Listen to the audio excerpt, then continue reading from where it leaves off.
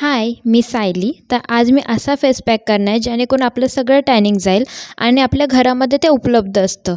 So पहिला मी bowl एक घेतला. त्यानंतरला त्यामध्ये आपल्याला टाकायचं आहे राईस पावडर आणि राईस पावडर टाकल्याच्यानंतरला त्यामध्ये थोडंसं बेसन टाकायचं आहे आणि बेसन टाकून झाल्याच्यानंतर ते थोडं मिक्स केल्याच्यानंतर त्यामध्ये रॉ मिल्क टाकायचं आणि ते टाकल्याच्यानंतरला आपल्याला थोडंसं हनी टाकायचं आहे. त्यामुळे आपल्या चेहऱ्यावर छान शाईन येते. एक्झामच्या रुटीनमध्ये अजिबात फेस पॅक करता नाही आलं, न काही फेसवर काही लावता नाही आलं आहे.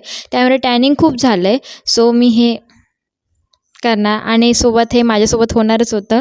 थोडंसं सांडलं, इट्स ओके. त्यानंतर मग मी लावायला घेतलं.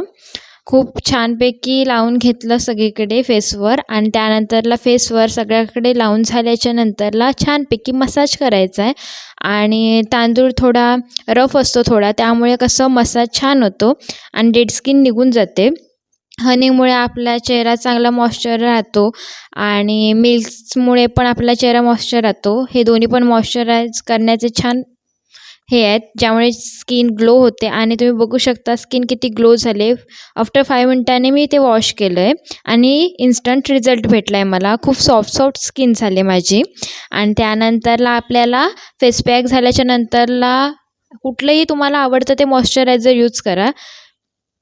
त्यानंतर मी इथे माझं हायड्रा मॉइश्चरायझर यूज केलं आणि त्यानंतरला लिप बाम लावायला विसरू नका, कारण समर आहे. लिप बाम नक्की लावा. खूप सॉफ्ट स्किन झाले आणि तुम्हाला इथे रिझल्ट दिसत आहेच. आता मी डॉट अँड कीचं लिप बाम यूज करत आहे. हे लिप बाम खूप छान आहे आणि ह्यामध्ये व्हिटॅमिन सी आणि ई पण आहे आणि छान लिप मॉइश्चरायझर होतात. तर असं काही माझं छोटंसं रुटीन होतं. Thank you for watching my videos.